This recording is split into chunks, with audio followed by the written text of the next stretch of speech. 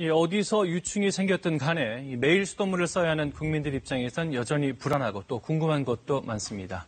백순영 가톨릭대 의대 미생물학 교실 교수 모시고 더 자세히 얘기 나눠보겠습니다. 나와주셔서 감사합니다. 안녕하세요. 인천에서 처음 발견된 게 이 깔따구 유충이었죠. 이름도 좀 특이한데 이 깔따구가 정확히 뭡니까, 교수님? 예, 이름도 굉장히 생소하시고 굉장히 무섭게 들리셨을 겁니다. 예. 우리나라에도 한 5, 60종 정도가 서식하고 있는데 보통 물가, 바닷물이라든지 또는 강물, 호숫가에 서식하는데 사실 모기와 비슷하게 생겼지만 입이 태어돼서 물지는 않습니다. 근데 이것이 폭발적으로 이게 발생할 시기가 있고 또 뭐 지난 겨울에 아마 유충들이 많이 생겼고 이것들에 의해서 아마 부화 성장이 많이 된 것으로 보이기는 하는데 이 성충인 경우에 있어서는 사실 접촉했을 경우 피부염이라든지 알러지를 일으킬 수가 있고요. 예.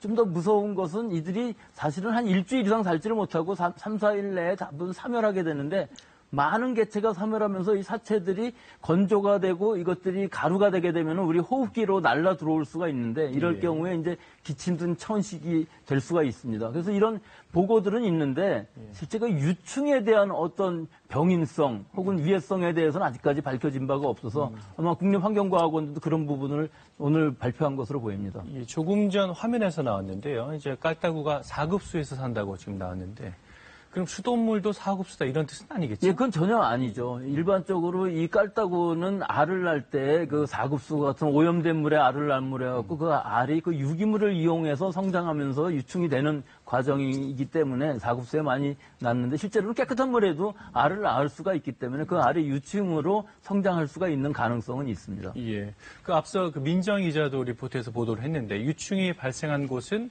모두 이 활성탄을 사용한 곳입니다. 활성탄이 왜 문제가 되는 겁니까? 이 활성탄이라는 그 활성 자체의 의미가 예. 아주 강력하게 흡착을 할 수 있는 숯이라는 뜻이거든요. 그렇게 숯이긴 하지만 아주 이물질이라든지 냄새 같은 것들을 제거해줘서 우리가 마시기 좋은 물을 만들어주는 고도 정수 과정 중에 쓰이는 물질인데요. 이것이 활성탄 여과지에 문제가 생길 수가 있는 것이 이것이 이제 여러 가지 유기물들이 쌓이고 또 이것을 역세척을 통해서 이 공정 관리들을 잘 해줘야 되는데 이것이 개방되어 있다든지 혹은 벌레들이 들어올 수 있다든지 하는 상황이 되면은 이런 오염이 생길 수 있는 이런 상황이 일어날 수가 있는 가능성이 있는 것이죠. 제대로 관리가 안 돼서 그렇다.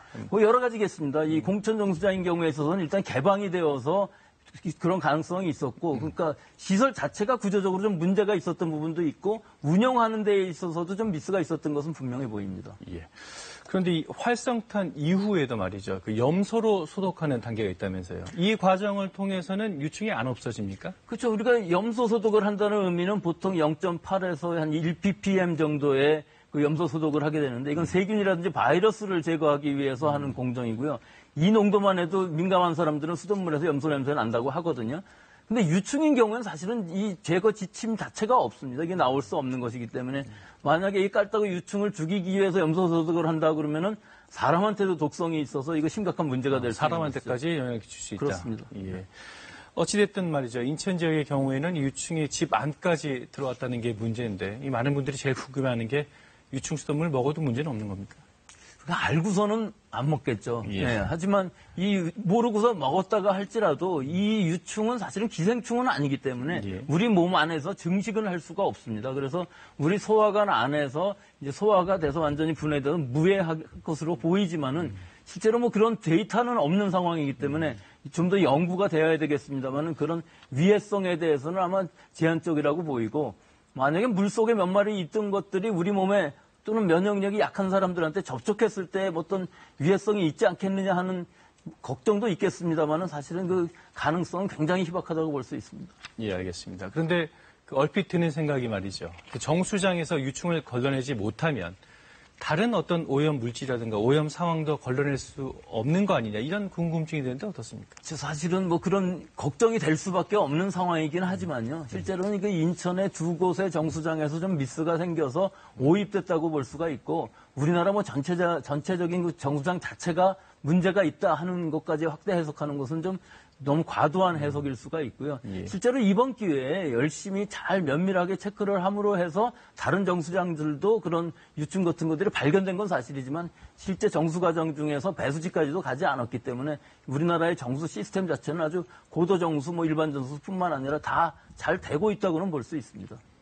요즘 그 샤워기 필터 또 생수 판매량이 크게 늘었다 그럽니다. 그러니까 아무래도 가장 큰 문제가 수돗물에 대한 신뢰가 깨졌다는 부분 아닐까 싶은데 어떻습니까? 그렇죠. 작년에 붉은물 수돗물부터 시작해서 인천 지역에 그렇게 됐는데요. 이것은 지금 있고 없고 위해성이 있냐 없냐의 문제가 아니라 이런 시각적인 공포 자체가 문제거든요. 예. 사실 필터를 하면은 샤워라든지 식수라든지 사용을 할 수가 있습니다. 미국에서 생겼을 경우 끓여 먹으라는 지침까지도 있었습니다만 그런 문제가 아니라 여기서 나왔다는 것 자체가 혹시 있지 않을까 하는 그 공포에서 쓸 수가 없는 신뢰감의 상실이거든요. 그러니까 우리 방역당국, 수자원공사라든지 환경부, 지자체 전부 협력을 해서 앞으로 이것들이 잘 관리될 수 있도록 이번 기회에 잘 체크할 필요가 있어 보입니다.